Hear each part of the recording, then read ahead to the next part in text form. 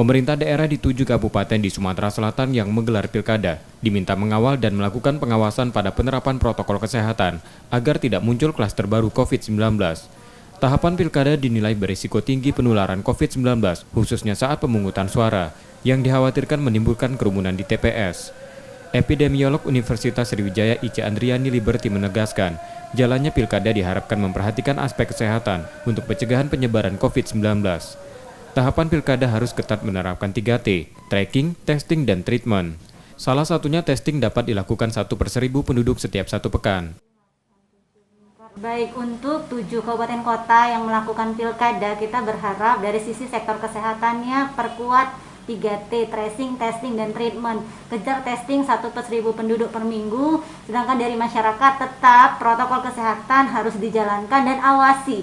Jangan sampai kampanye menimbulkan kerumunan tanpa protokol kesehatan pula, seperti itu. Kita juga berharap kepada seluruh pasangan calon harus juga mengkampanyekan protokol kesehatan untuk masyarakat. Saat proses pemungutan suara, warga diharapkan dapat bekerja sama dan memiliki kesadaran mengikuti penerapan protokol kesehatan. Reski Oktora, Muklas Diferensial, Kompas TV, Palembang.